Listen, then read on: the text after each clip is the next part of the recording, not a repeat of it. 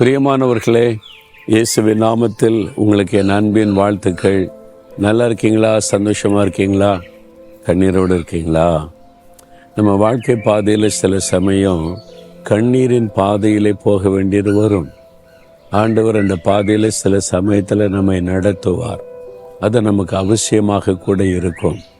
ஒருவேளை குடும்பத்தில் இருக்க சில பிரச்சனை, நம்முடைய வாழ்க்கையில் இருக்க சில போராட்டம், யாருக்குமே சொல்ல முடியாத காரியம், கண்ணீரினால தேவனுக்கு தெரியப்படுத்துவோம். அப்படி தானே? நான் பார்த்துருக்கிறேன். சிலர் வருவாங்க, எதுக்காக ஜெபிக்கணுமா அப்படின்னு கேட்டால் ஒன்றுமே சொல்ல மாட்டாங்க. ஜெபம் பண்ணுங்கம்பாங்க. ஆனால் முழங்கால் போட்டால் அழுதுகிட்டே இருப்பாங்க.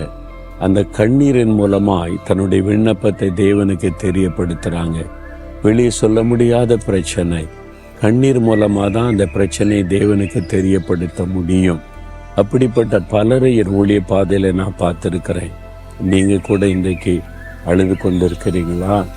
ஒருவேளை மற்றவங்க முன்னால் அழுதா அதுவே குற்றமாகிவிடும், அதையே பிரச்சனை ஆக்கிடுவாங்கன்னு சொல்லி இரவில் யாருக்கு தெரியாமல் தலையணையை கண்ணீரினால் நினச்சிக்கிட்டு இருக்கிறீங்களா? உங்களுடைய கண்ணீருக்கு ஒரு பெரிய மதிப்பு உண்டு என்பதை மறந்துடாதுங்க. என்ன தெரியுமா? 56ஆம் சங்கீதம் 8ஆம் வசனத்தில், என் அலைச்சல்களை தேவரீர் எண்ணி இருக்கிறீர், என் கண்ணீரை உம்முடைய துருத்தியில் வையும், அவைகள் உம்முடைய கணக்கில் அல்லவோ இருக்கிறது. அதாவது பரலோகத்தில் ஆண்டவர் ஒரு துருத்தி, ஒரு பாட்டில் வைத்து நாம் அடிக்கிற கண்ணீரெல்லாம் அதில் சேகரித்து கொண்டே வருவதாக அவர் சொல்லுகிறார். அதை கணக்கு வைக்கிறாராம். இந்த பாட்டில் எவ்வளோ இந்த கண்ணீர் வந்திருக்கிறது என்பதாய். ஏன் இந்த மாதிரி ஆண்டவர் சொல்லி இருக்கிறார்? சில காரியங்களுக்கு நீங்கள் ஜெபித்த உடனே, சாதாரணமாக ஜெபித்த உடனே அற்புதம் நடந்துடும். சில காரியத்திற்கு உபவாசம் பண்ணி ஜெபிக்கும் போது அற்புதம் நடக்கும். சில காரியத்தினுடைய கண்ணீரை ஆண்டவர் எதிர்பார்ப்பார். முக்கியமாக ஒரு ஆத்மா ரட்சிக்கப்படணும், உங்கள் கணவர், பிள்ளைகள், உங்களை சுற்றியில் இருக்கிறவங்க வாழ்க்கை மாறணுமானா உங்களுடைய கண்ணீர் அதுக்கு அவசியம். நீங்கள் அந்த ஆத்மாக்களுக்கு இந்த பாரத்தோட கண்ணீர் வடிக்கும் பொழுது ஆண்டவர் அந்த கண்ணீரை பார்த்து அவங்கள ரட்சிப்பார். அப்போ சில தெய்வத்திட்ட நிறைவேற கண்ணீர் அவசியம். ஆண்டவர் சொல்லுவார், பல வருஷத்துக்கு முன்னாலே என் பிரச்சனை நினைத்து ரொம்ப அழுது கொண்டு இருந்தேன். ஆண்டவர் சொன்னார், அழக்கூடாது, உனக்காக கண்ணீர் விடக்கூடாது, கண்ணீர் வீணாகக்கூடாது. நீ ஆத்துமாக்களுக்காக அழலாம், தேசத்துக்காக அழலாம், உன் சொந்த காரியமே நீ அழவே கூடாதுன்னு சொன்னார். அதிலிருந்து நான் ஒப்பு கொடுத்தேன். சரி ஆண்டவரேன்னு சொல்லி என்னை பற்றி யார் என்னை நிந்தித்தாலும் பரிகசித்தாலும் வேதனைப்படுத்தினாலும் இப்போ நான் அழுகிறதே கிடையாது. ஒரு காலத்தில் அப்படி அழுது கொண்டு இந்த ரொம்ப சென்சிட்டிவாக இருந்து இப்போ அப்படியெல்லாம் அழுகிறது இல்லை. இப்போ தேசங்களுக்காக, ஆத்துமாக்களுக்காக, மற்றவங்களுக்காக என்னுடைய கண்ணீரை சிந்தப்பட ஆண்டவர் விரும்புகிறதுனால அதை மட்டும்தான் செய்கிறேன். எனக்கு தெரியும், இந்த கண்ணீரை தேவன் சேர்த்து வைக்கிறார். ஒரு கூட்டத்துக்கு போகும்போது, ஒரு தேசத்துக்கு போகும்போது, ஊழியம் செய்ய போகும்போது ஆண்டவர் சொல்லுவார், நீ எவ்வளவு கண்ணீர் வடிக்கிறாயோ அந்த அளவு நான் ஆத்மாக்களை உனக்கு தருவேன், அந்த அளவு ஜனங்க மனம் திரும்புவாங்க, ரட்சிக்கப்படுவாங்கன்னு சொல்லி. அப்போ நான் கண்ணீர் வடித்து ஜெபிக்கிற வரைக்கும் ஜெபம் பண்ணி கொண்டே இருப்பேன். அந்த கண்ணீர் பூரணமாகும் போது தேவன் அங்கே பலமாய் கிரியை செய்வதை நான் பார்த்துருக்கிறேன். உங்கள் வாழ்க்கையில் கூட ஏதோ ஒரு காரியத்துக்கு பதிலே வரமாட்டேங்குது, மாற்றமே வரமாட்டேங்குதுங்கன்னா உங்களுடைய கண்ணீர் அது விலையேற பெற்றது. அவருடைய பாதத்தில் அந்நாள் தனியாக உட்காந்து படுக்கையில் அழுது கொண்டிருந்தாள். ஒரு மாற்றமும் வரல.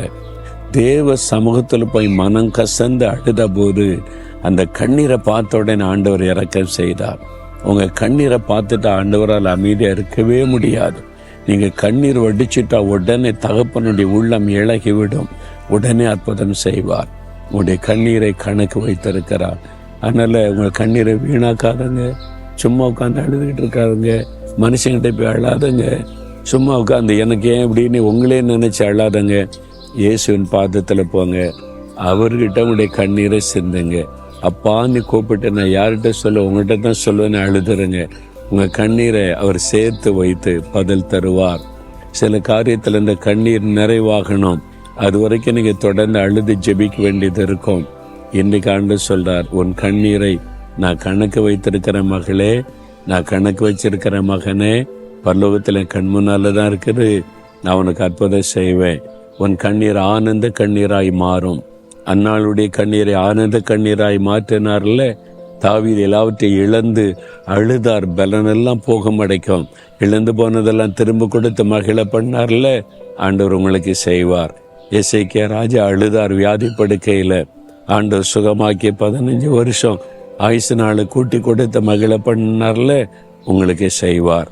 உன்னுடைய கண்ணீரை கணக்கு வைக்கிற தேவன் இப்போ அப்படி, ஆண்டவரே இந்த மகளை பாருங்க, இந்த மகனை பாருங்கப்பா, தனியாக அழுது கொண்டு இருக்கிறாங்க, தனிமையில கண்ணீர் வடிக்கிறாங்க, அதை நினைச்சாலே கண்ணீராய் வருகிறது.